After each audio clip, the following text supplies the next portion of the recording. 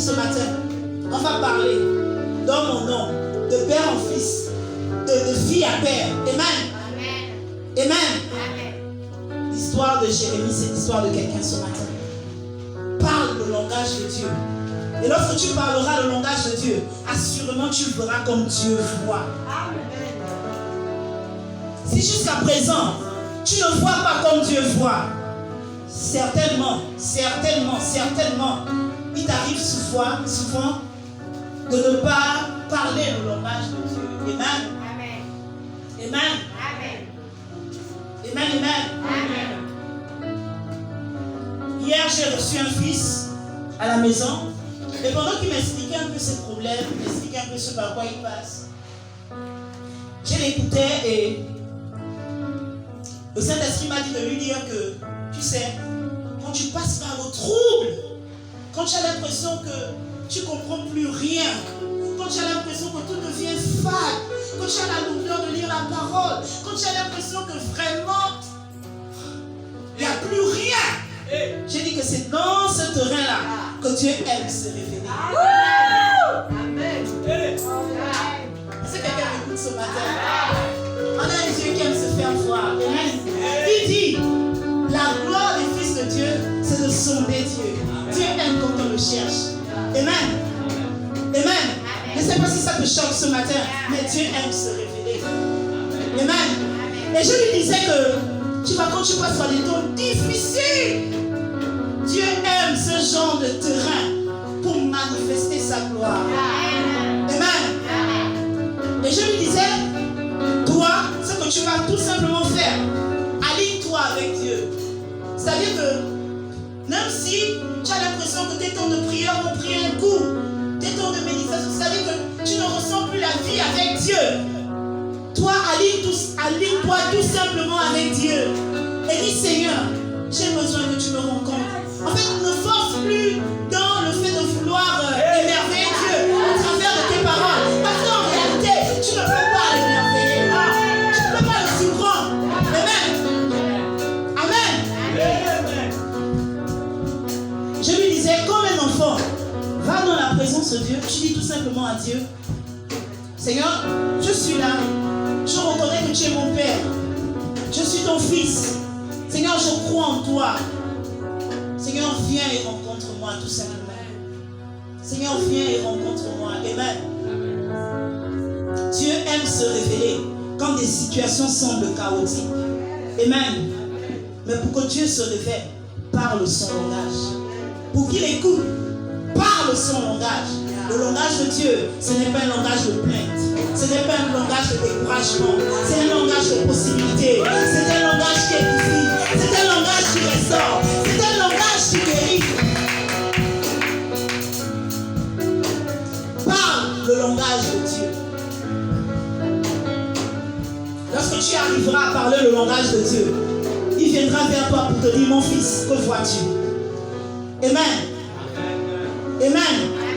Et là, tu vas atteindre la dimension d'un fils mature. Amen. Parce qu'il y a des étapes. Amen. Amen. Dieu est intéressant. Amen. On a un grand Dieu. Amen. Seigneur, merci de nous faire la grâce de comprendre ces choses ce matin. Notre Dieu est grand. Amen. Amen. Que vois-tu ce matin?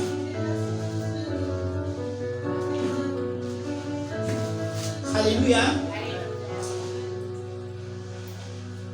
Parler le langage de Dieu nécessite que sa parole ait été suffisamment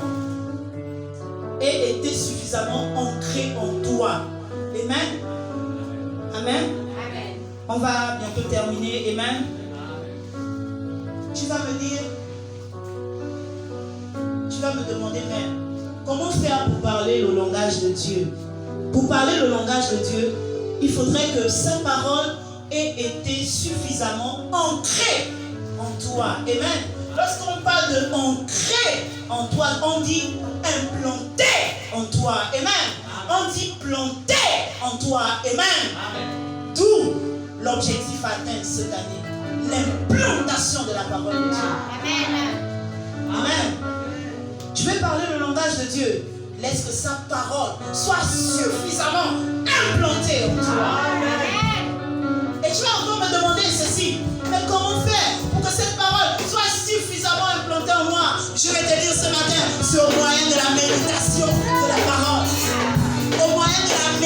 l'application et de la confession de la parole de Dieu.